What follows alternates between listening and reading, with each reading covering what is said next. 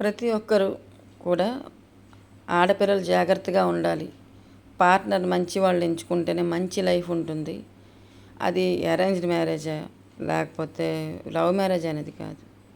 మంచి పార్ట్నర్ దొరికితే లైఫ్ బాగుంటుంది. అతని చెడ్డవాడితే దొరికితే ఇటు పుట్టింట్లోనూ అత్తింట్లోనూ రెండిట్లో వాల్యూ ఉండదు, ఎవరు పట్టించుకోరు కూడా. నీవు ఉన్నా లేనట్టు ఈ ప్రపంచంలో. అయితే ఒకటి చెప్తాను, ఎప్పుడు ఆడపిల్లలు జాగ్రత్త ఆడపిల్లలు జాగ్రత్త అంటారు. అది కాదు ఇక్కడ ఇంపార్టెంట్. ఒక అబ్బాయి ఒక అమ్మాయిని నువ్వు చేయి పట్టావు అంటే నువ్వు వాల్యూ ఇవ్వాలి, గౌరవం ఇవ్వాలి, మర్యాద ఇవ్వాలి. అప్పుడే ఆ ఆడదానికి పుట్టింట్లోనూ అత్తింట్లోనూ ఒక రెస్పెక్ట్ పెరుగుతుంది. ప్రతి అబ్బాయి ఒక అబ్బాయి చెప్తాను, నీ బర్త్డే అప్పుడు నీకు ఎంత మీ అమ్మ ప్రేమ ఉన్నా సరే ఆ కేక్ మొక్కలు నీ అమ్మకే పెట్టుకొని భార్యకి పెట్టలేదనుకో, మీ అమ్మకి మీ నాన్న పెడతాడు, నువ్వు పెడతావు, నీ పెళ్ళంకి ఎవడు పెడతాడు?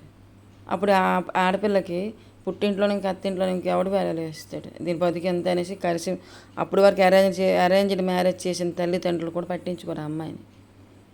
అమ్మాయిలు జాగ్రత్తగా ఉండాలా, లేకపోతే అబ్బాయిలు వాళ్ళ భార్యల పట్ల బాధ్యతగా ఉండాలి. తెలుసుకోండి అబ్బాయిలు.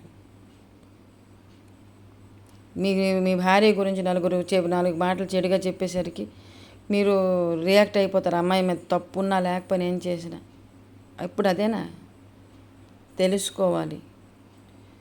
ఒకవేళ రియల్గా తను తప్పుడు వ్యక్తి అయిన మంచి తల్లిదండ్రులు ఉంటారు, కొంతమంది చెప్పిన కొంతమంది కొడుకులు వినరు. అది కాదు. ఏదైనా విషయం తెలిస్తే అది చెవులు వేసేసి వెళ్ళిపోవడం కాదు. తెలుసుకోవాలి, నిజాలు తెలుసుకుని అప్పుడు దానికి కూడా ఒక సొల్యూషన్ అది కాలే. అంతే తప్ప నువ్వు ఇలా వండకూడదని మారాలని చెప్పాలి. అంతేగాని తనని బాధ పెట్టడం తప్పు.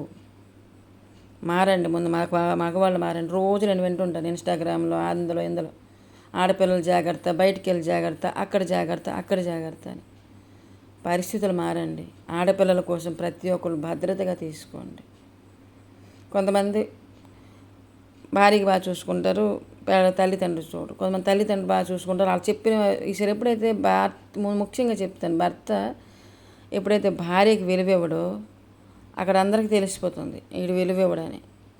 అప్పుడు మీ చుట్టూ ఉన్న వాళ్ళు కావాలని మీ మధ్యలో పొలాలు పెడుతూనే ఉంటారు లైఫ్ లాంగ్. భార్య మంచిదైనా చెడ్డదైనా సరే నీవు దానికి ఇవ్వాల్సిన స్టాండ్ తీసుకోకపోతే అవతల వాళ్ళు ప్రతి ఒక్కళ్ళు నీకు చెప్తూనే ఉంటారు. ఆఖరి నీ ఇల్లు కనీసం నువ్వు ఒక ఇల్లు కట్టుకోలేవు, నీ పిల్లల పట్ల నువ్వు బాధ్యతగా ఉండలేవు, నీ భార్యని ఎప్పుడు బాగా చూసుకోలేవు. ఎందుకు? ఎప్పుడైతే నీ భార్య అంటే నీకు ఇష్టం లేదని తెలిసిపోతుందో, నువ్వు బాధ పెడుతున్నావు అని తెలుస్తుందో. కొంతమంది మంచి వాళ్ళు ఉంటారు, అయ్యా బాగా బతుకు, ఎందుకు బాధ పెడుతున్నావు అని మంచిగా చెప్పేవాళ్ళు ఉంటారు.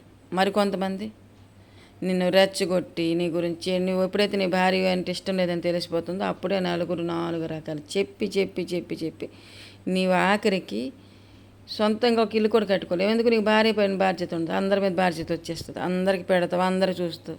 మరి నీకెప్పుడు ఇల్లు కట్టుకుంటావు? నీకెప్పుడో కారు కొంటావు? నువ్వు ఎప్పుడో బతుకుతావు? బతకలేవు.